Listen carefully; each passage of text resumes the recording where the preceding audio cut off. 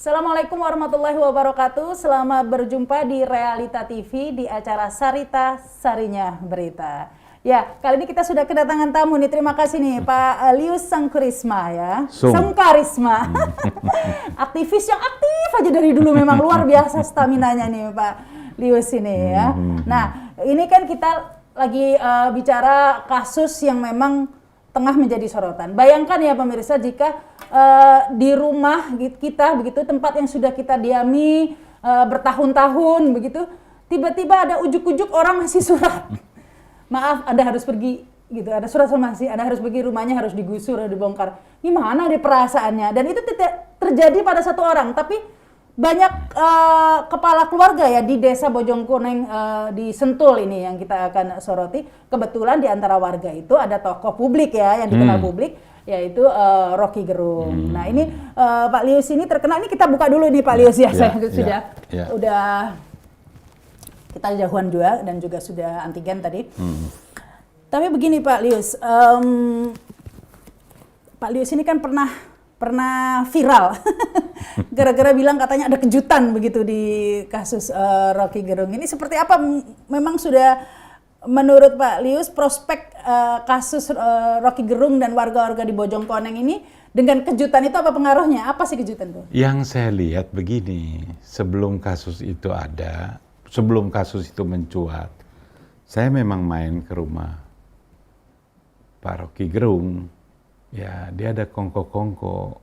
Dia bilang, wah disomasi. Saya nggak terlalu nganggap gitu. Somasi apa? Tapi begitu mulai ada berita, saya cari itu. Saya tahu itu bekas PTP, perkebunan pemerintah, 1.100 hektar. Itu diambil alih sama PT Sentul. Hak guna usaha, menurut saya kalau dia pakai SK itu dia ambil alih, kepemilikannya itu kan masih ada masyarakat di dalamnya. Nggak bisa ujuk-ujuk semua dia dapat SK, terus dia punya semua. Nah, dan saya tahu di situ ada yang punya surat, yaitu perponding dari zaman Belanda. Itu ada, terus ada SK Menteri Agraria tahun 60. Itu sudah viral itu ya, sudah dibahas ya. Itu udah kuat. Jadi saya bilang, ini nasib Rocky bagus.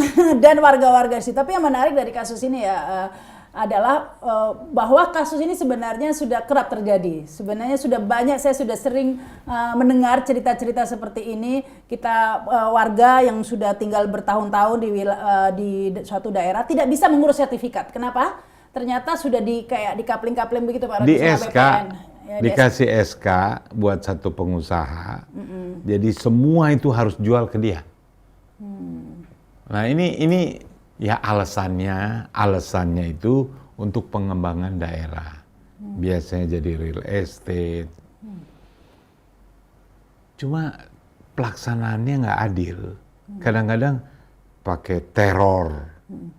Itu kadang-kadang ya orang-orang yang nggak mau jual itu tanahnya dipagar. Jadi dia nggak punya jalan keluar. Jadi mau nggak mau dipaksa harus jual ke. Itu kalau jual, dalam kasus ini bukan jual loh, digusur. Karena Sentul City ini menganggap udah dia punya. Modalnya cuma pakai plang. Tanah milik Sentul City. Tapi dia juga nggak berani tulis jumlah hektarnya. Cuma pasang plang. Itu nakut-nakutin warga. Nah ini menurut saya, ini jalan Tuhan. Ketemu ini satu orang di sana yang namanya Rocky Gerung. Sehingga mencuat ke publik ya fenomena ini. Kalau nggak ada yang tahu, nggak terangkat. Karena memang menurut Undang-Undang Agraria ya tahun 60 itu ya, bahwa seharusnya tanah-tanah seperti ini, tanah-tanah negara tadi ya, tanah garap, hak garap yang dari Eigendom itu, harusnya yang diprioritaskan untuk mengurus sertifikat adalah orang yang menguasai visi. Menempati di situ. Menempati di sana harusnya mempunyai prioritas, bukan malah dijual ke korporasi-korporasi, setelah itu korporasinya menteror masyarakat yang sudah tinggal di situ duluan. Makanya saya senang juga, ada senangnya itu Pak Jokowi tinggal 3 tahun kan, cukup untuk mendandani ini semua. Saya lihat beliau kalau mau nata soal tanah, dengan teknologi yang ada sekarang, itu gampang sekali. Bukan harus alat ukur sekarang semua udah modern, diukur siapa yang punya semua udah bisa jelas. Kalau yang, kalau dengar ada yang punya sampai jutaan hektar. Satu perusahaan tuh 2 juta, 3 juta hektar. Sementara banyak petani semeter aja nggak punya. Nah ini kan yang harus ditata. Jadi saya lihat ini kebenaran. Dari Sentul, dimulai dari kasus Rocky Gerung, ini kita tata. Kalau buat Rocky Gerungnya, saya datang itu, Rocky Gerung tenang-tenang aja deh. Dia bilang, itu doser cuma 20 meter. Ya kalau dia rubuhin aja. Dianya nggak masalah. Tapi yang kesian, saya lihat di TV One, yang punya villa itu, dia punya jual beli, kira-kira sama Rocky. Dari penggarap dia beli, cuma dia ada izin bangunan sementara. Makanya dia bikin 800 meter loh, permanen bangunan. Jadi waktu dapat somasi, ini orang taat hukum, dia gugat ke pengadilan. Maksudnya tunggu putusan pengadilan, dia punya cara ini benar atau salah. Kalau salah, dia baru mau digusur. Tapi nggak ada, dijanjiin rapat hari Rabu, Seninnya udah digusur. Pakai preman. Kan? Mestinya nggak bisa. Makanya kenapa saya sampai minta presiden turun tangan? Banyak yang... Enggak, penggusuran dengan Satpol PP itu setahu saya harus pemutusan pengadilan. Harus putusan pengadilan. Kalau gitu enak saja dong semua orang main gusur. Inilah yang harus pemerintah ini mesti turun tangan. Ini saya lihat abai. Ada berapa ini yang di sana yang sudah digusur oleh... Aduh, yang nyolok itu ya... Villa tadi ya? Villa itu... Orangnya saya bilang, saya bagaimana lah. Banyak teman-temannya mau marah gitu. Dia bilang, udahlah, biarin hukum. Tapi itu pidana sendiri mestinya ya? Pidana, itu merusak rumah orang, kena pidana. Cuma kan masalahnya ini, ya bukan rahasia ya. Banyak perkara itu, yang punya duit dan punya kuasa yang menang. Nah kalau pengembang yang punya 1.100 hektar, nah itu kan, jadi posisi rakyat ini selalu kalah. Dan ternyata bukan ini aja. Banyak yang lihat di YouTube. Banyak yang hubungin saya. Pak Lius, saya juga tanahnya di... Artinya ini pemerintah harus sangat serius. Sisa jabatan Pak Jokowi 3 tahun ini prioritas. Tanah, berantas korupsi, sama lawan COVID lah. Jangan yang lain-lain gitu. Tanah ini juga memang sudah lama menjadi fenomena, sampai ada undang-undang agraria ini kan untuk tuan tanah itu kadang-kadang tanah luas tapi dimiliki oleh beberapa orang saja, begitu ya. Sementara yang lainnya yang sudah, bahkan di Bojongkoneng ini ada yang sudah 30 tahun, 35 udah di sana ya katanya. Bahkan sebelum merdeka, Indonesia merdeka, masih gendom tadi itu. Sudah di sana.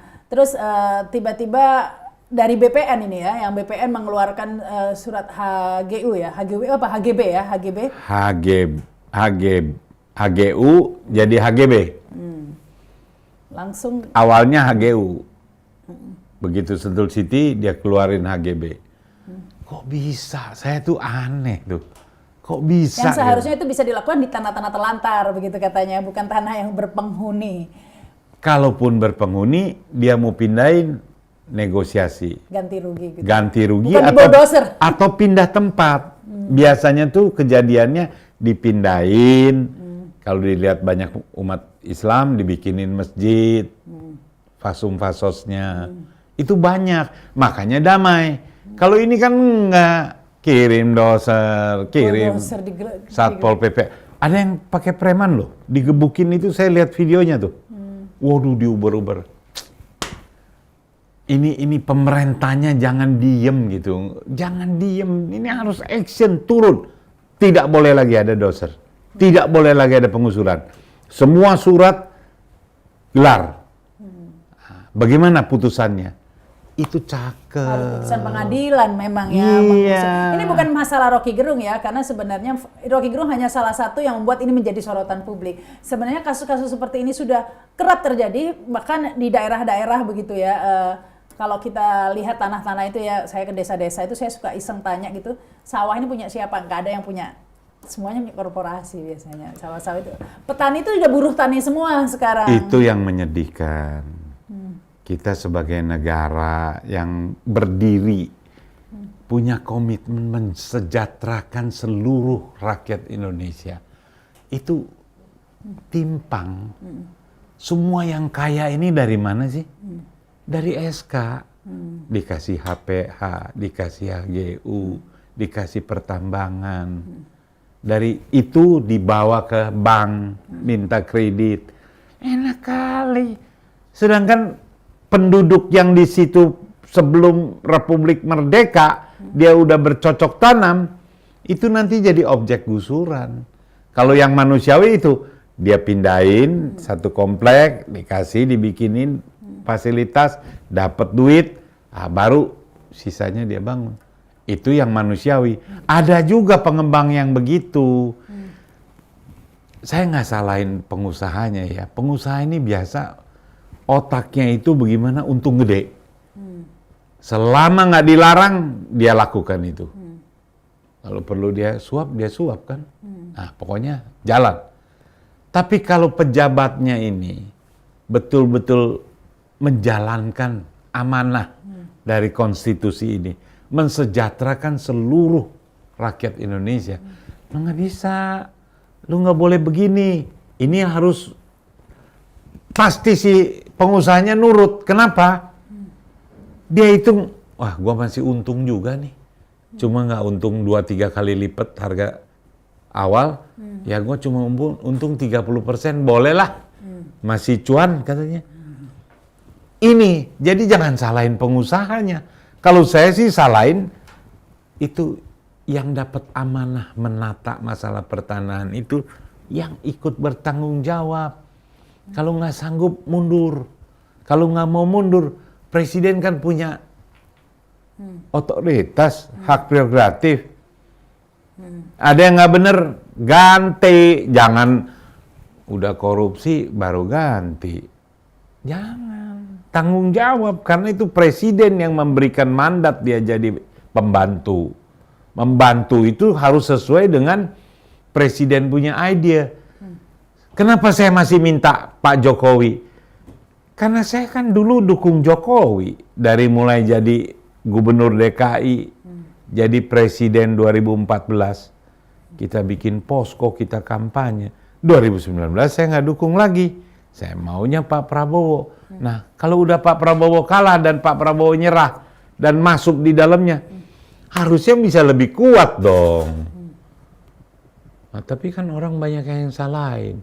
Masa presiden suruh urusan seupil, urusan Rocky Gerung? Itu karena yang ngomong itu bencinya sama Rocky Gerung tuh udah. Padahal saya lihat Rocky Gerung tanah 800 meter. Dia mah hidupnya nggak perlu tanah, alam aja. Dia bisa ke gunung, dia bisa camping, nggak ada beban dia. Jadi banyak keliru. Orang bilang, wah Rocky Gerung dasar nggak tahu diri, udah beli sama mafia penipu, masih nggak mau keluar. Salah, itu pikirannya sesat. Nah, saya yang belain juga kena-kena. Lah kok suruh presiden itu urusan kecil, Rocky Gerung salah. Bukan urusan Rocky Gerung, ini masalah pertanahan ini amburadul, ruwet. Banyak yang punya hak bener-bener malah ditangkep. Dia punya surat bener asli. Nah, ini kalau tayang nih pasti saya nanti diteleponin lagi. Iya Pak, saya juga gitu ngansipnya. Mau dibeli oleh pengembang atau yang minat, dia punya SK, harganya ditekan, begitu nggak mau jual, dilaporin polisi bahwa surat-suratnya palsu, masuk penjara. Banyak yang kejadian gitu. Ayo jujurlah, coba. Mungkin setelah lihat ini tayangan, keluar nih nanti, iya Pak, saya juga begitu. Itu bukan rahasia lagi. Ini yang punya duit dan dekat sama kekuasaan itu, kalau otaknya jahat, mau pikir untung sendiri aja, pasti dia bikin LP. Itu suratnya palsu. Jadi yang palsu jadi asli, yang asli jadi palsu. Terus dia mesti teriak kemana? Langsung dimasukin. Nah itu yang orang-orang kadang-kadang milih ngalah aja, pindah dengan sendirinya kadang-kadang ya. Maksudnya SK ini maksudnya sertifikat HGB itu ya? Bukan. SK itu adalah surat penunjukan bahwa PT ini ditunjuk untuk menata kawasan seluas 1.100 hektar ini untuk jadi sesuai proposal si pengembang itulah. Nanti ada mall, ada saya dengar malah dijual sama Genting Island. Genting Island kan kita tahu di Malaysia itu resort sih, tapi kan ada judinya juga. Saya nggak tahu, mungkin peruntukannya juga tidak pernah dikomunikasikan ke publik juga. Ya. Jadi masyarakat setempat padahal menurut Undang-Undang Agraria masyarakat adat itu harusnya diutamakan begitu ya, karena ya tapi apa daya masyarakat adat atau masyarakat yang sudah turun temurun tinggal di sana ya tidak bisa berbuat apa-apa, mau ngurus sertifikat ini kayaknya sudah tiba-tiba tanpa diskusi dengan mereka sudah nggak bisa. dialihkan ke orang lain semua. Jadi yang sedih apa? Mereka itu udah didata. Bayar PBB lu, saya kaget lu. Bayar PBB dan sudah didata. Dapat bantuan dari pemerintah. Kalau ada rumahnya yang jelek, ada istilah tuh. Fadlizon tahu tuh, rumah jelek diperbaiki. Jalan, dapat akses jalan, perbaikan. Tapi waktu dia ngajukan sertifikat ke BPN, ditolak. Alasannya ini udah Sentul City. Nah, saya rasa bangunan itu baik para wisata atau apa, bukan kemewahan lah yang ditonjolkan. Kita Indonesia kalau terkenal keasrihan, hubungan harmonis antara warga yang punya duit sama yang nggak punya duit itu akrab. Itu baru jadi desa Pancasila. Kalau sekarang ini kan Pancasila, NKRI, Bhinneka Tunggal Ika itu cuma slogan untuk mendiskreditkan kita-kita yang beda sama pemerintah. Kita-kita yang kita nggak benci, cuma ini kan tanggung jawab kita. Woi, lu salah lu, jangan gini. Wah, dia radikal. Dia kadrun. Saya kadrun dari mana? Kayaknya jadi kadrun juga nih Pak Lius. Ya karena waktu demo Palestina ada yang kasih saya ikat kepala tulisan kalimat tauhid. Saya tanya, saya punya suhu, saya agamanya Buddha. Suhu, boleh nggak kita kalau pakai ini ikat kepala? Artinya la ilaha illallah Muhammad Rasulullah. Bagus dong. Kenapa? Nggak apa-apa Lius pakai. Ya saya pakai. Saya tanya dulu waktu dikasih, saya Buddha loh. Nggak apa-apa Pak, pakai aja. Pakai. Dibilang kadrun.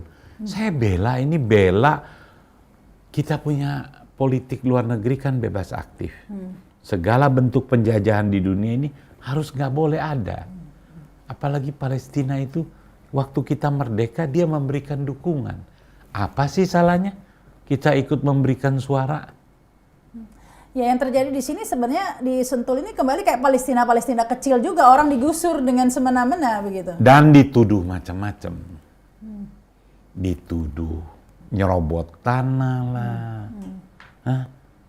Nggak punya duit beli tanah. Rocky Gerung kan habis dikatain. Itu Rocky Gerung mesti dapat jasa tuh dari Menteri Siti Nurbaya. Iya. Kenapa? Itu tanah dari Gersang, itu rajin tuh Rocky. Dia tanemin pohon pinus, tingginya sampai tinggi-tinggi.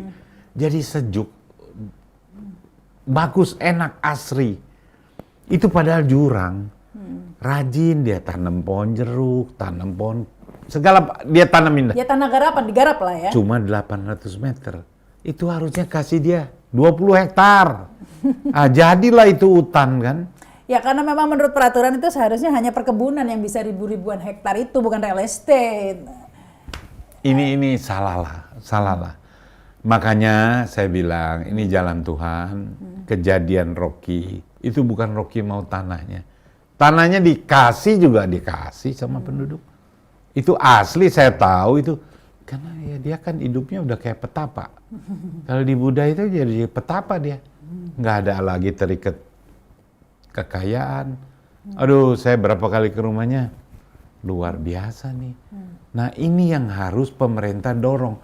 Orang-orang kayak begini jangan dimusuhin. Kalau ada yang katain, diperingati. Kominfo. Lu jangan bully-bully Rocky Gerung. Dia ini bagus. Dia punya omongan, kita dengerin, kita robah. Saya yakin kalau pemerintah ini penataan tanah, agraria bagus, pemberantasan korupsi, COVID, semua oposisi pasti bilang, tapi juga jangan terus minta 3 periode. Karena sepertinya kayak nggak ada orang lain lagi. Dulu kita itu robah konstitusi jadi 2 periode itu karena nggak mau kejadian kayak Pak Harto. 5 tahun bisa dicalonkan lagi. Akhirnya terus-terusan. Makanya dibatasi. Sekarang udah dibatasi. Saya suka sedih tuh kalau Lius, siapa lagi? Nanti penggantinya bisa nggak kayak Jokowi? Aduh, lu menghina amat sih sama penduduk Indonesia. Orang pinter di Indonesia ini banyak, cuma nggak ada kesempatan.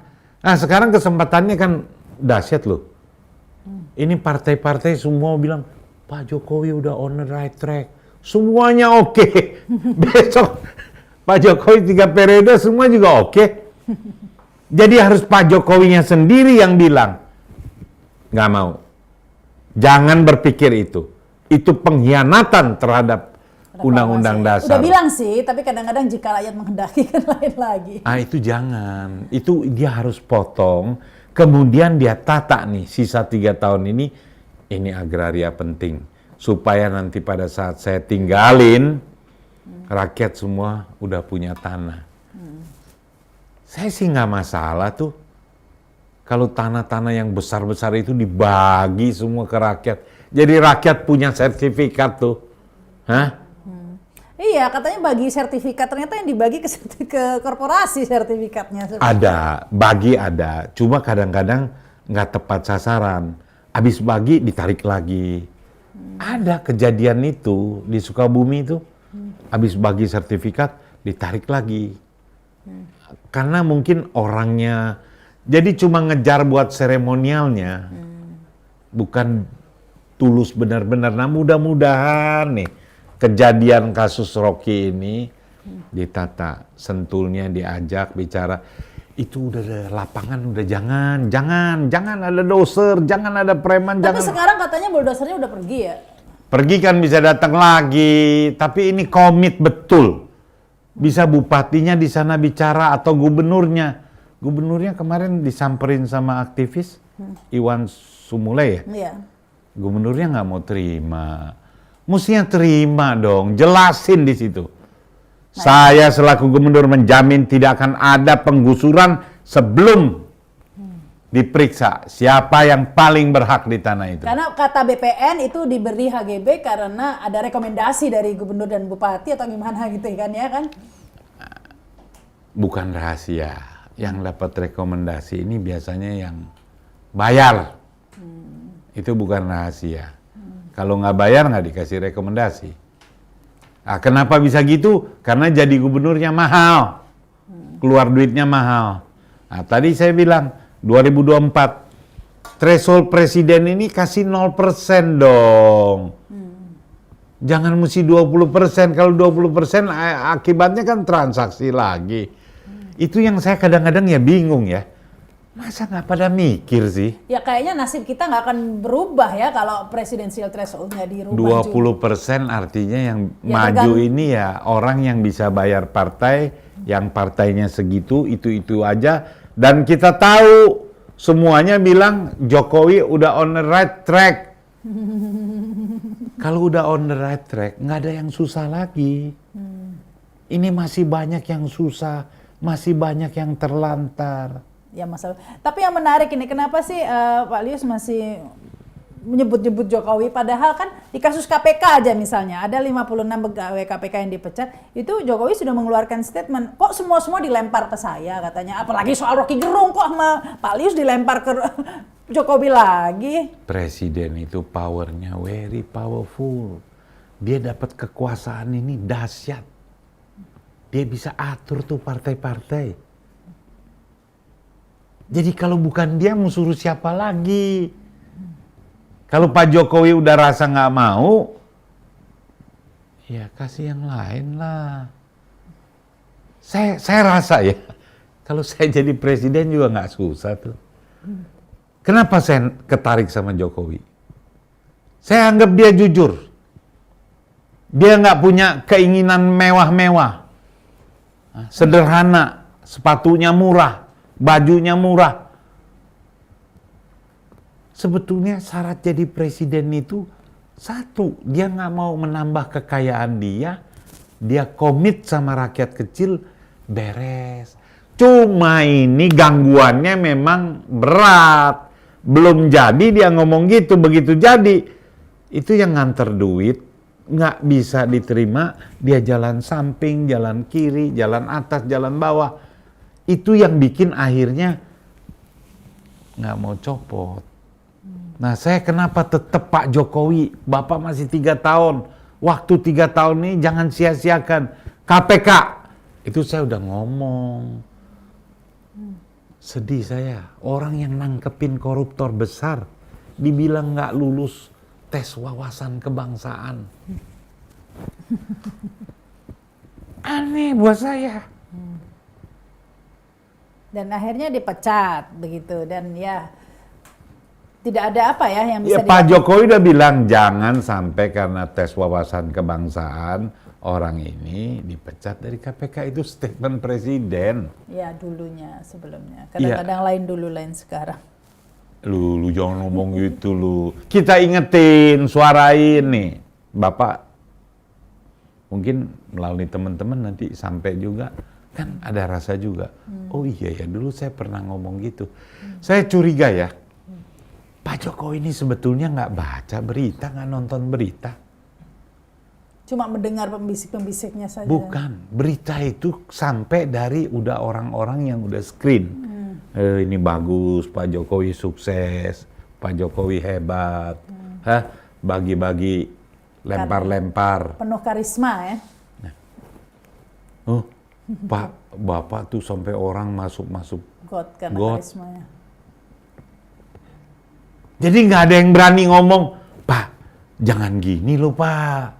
Kita orang Jawa nih nggak tradisinya seperti ini. Itu keberanian staf itu nggak ada. Semuanya puji terus.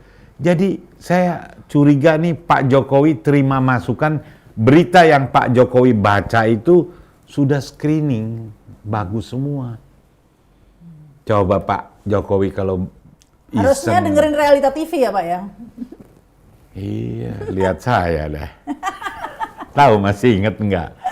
Saya yang pertama loh minta Jokowi jadi gubernur Jakarta. Coba dicek 28 Juni 2011. Lius Sungkarisma andai Jokowi gubernur Jakarta. Karena saya waktu demo di Gajah Mada yang Buruk tuh belain Foke gubernur larangan parkir 24 jam, saya lawan. Dalam pidato itu saya ada ngomong, andai Jokowi gubernur Jakarta. Kenapa saya bilang Jokowi waktu itu masih wali kota?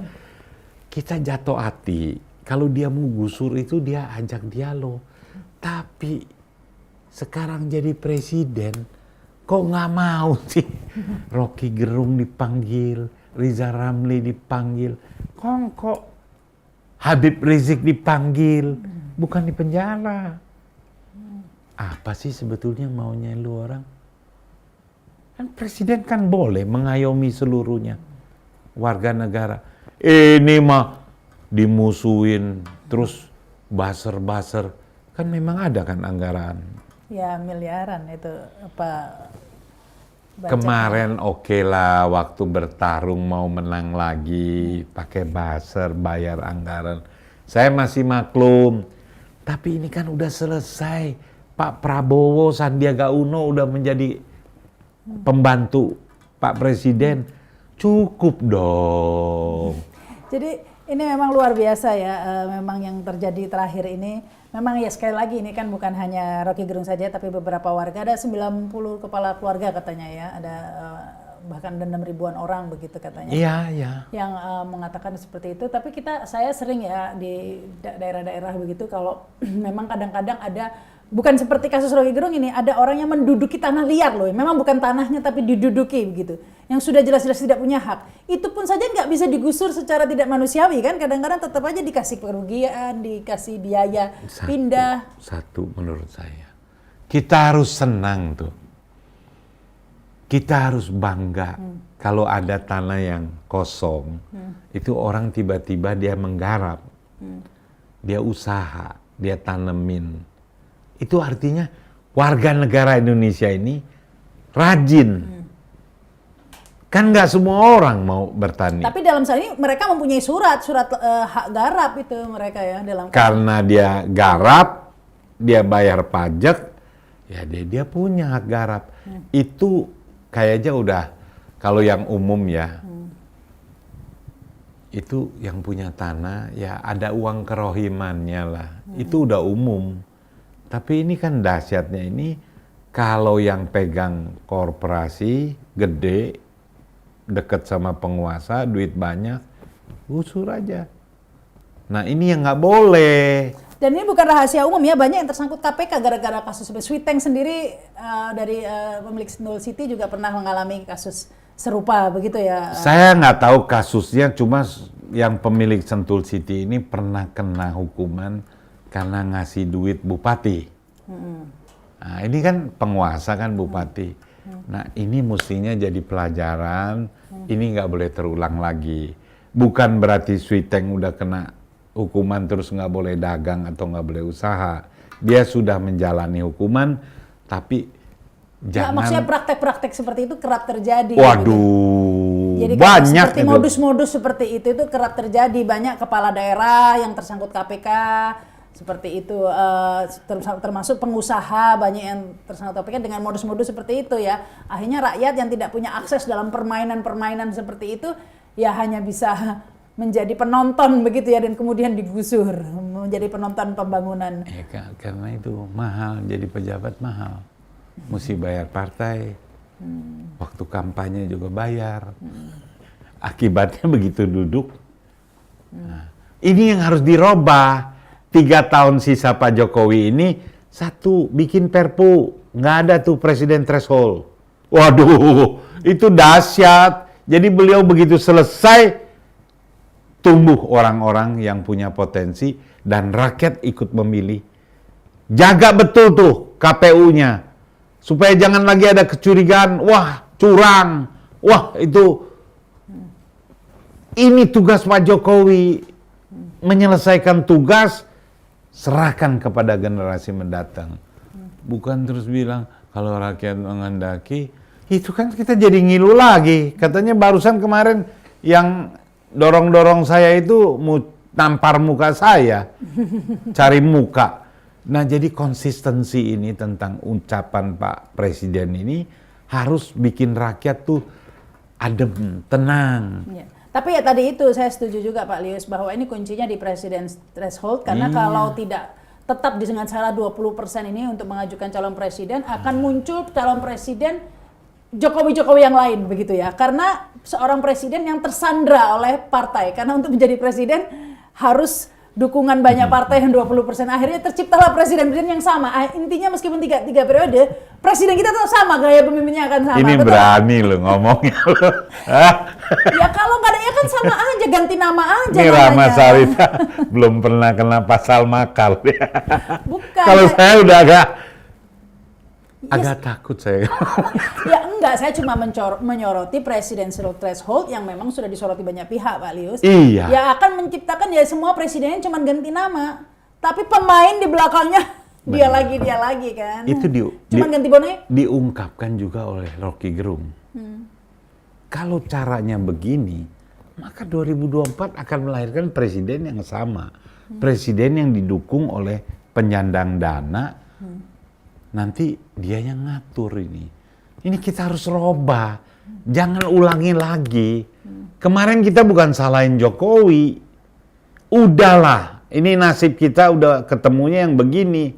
Nah 3 tahun ini kan masih cukup waktu. Sentul ini, dandanin, rapihin. Ya, nanti kita jadi saksi. Kalau ini enggak, ya harus bunyi lagi, Mbak. Ya tentunya ya harapan kita bukan hanya Sentul tapi juga Basi di Sumatera, di Kalimantan banyak sekali masyarakat yang mengalami nasib-nasib seperti ini ya. Semoga ini sebenarnya undang-undang agraria itu berusaha untuk mengatasi tapi tetap saja permainan-permainan lagi yang terjadi. Kita tunggu saja nih hasilnya apakah komisarisnya kabarnya kan mantan KPK ini ya. Itu juga ngagetin lagi. Cari kayak komisaris PT lain. Kan dulu kan Sentul City ini kan nangkep KPK kalau nggak salah yang nangkep tuh. Iya, ya jadi KPK yang nangkep Sweeteng begitu, terus setelah keluar wakil ketua KPK-nya jadi komisaris gitu ya. Nah itu jadi jelek, image-nya jadi jelek. KPK ini kan lembaga yang memberikan harapan buat rakyat Indonesia bagaimana nih berantas korupsi. Karena kasus ini komisarisnya ternyata komisioner KPK. Ngeri. Ya itu memang spekulasi ya, orang jadi berspekulasi ya. Wajar lah ya, wajar lah orang beranggapan loh kok gitu. Dulu ditangkap sekarang menjadi partner. Jadi ya sementara terjadi kasus seperti ini tentunya kita harap agar keadilan inilah ya, keadilan sosial bagi seluruh rakyat Indonesia. Betul, itu harapan. Betul. Terima kasih nih Pak Lius Sungkarisma dan terima kasih yang sudah menyaksikan tayangan ini. Jangan lupa subscribe di channel saya Realita TV, juga channelnya Pak Lius Sungkarisma ya. Apa channelnya? Channelnya apa tuh? Sungkarisma Official. So subscribe ya, Sungkarisma Official ya. Itu juga nanti bisa banyak tayangan-tayangan yang terus bersuara Pak Sungkarisma meskipun tetap bersemangat begitu ya. Harus. Dari dulu nggak lelah soalnya dari zaman saya masih di presenter dulu di mana TV manapun juga terus semangat luar biasa Pak Lius ini ya. Baik. Semoga semangatnya menular ke kita semua. Terima kasih. Sekali lagi terima kasih. Wassalamualaikum warahmatullahi wabarakatuh. Sampai jumpa. Terima kasih.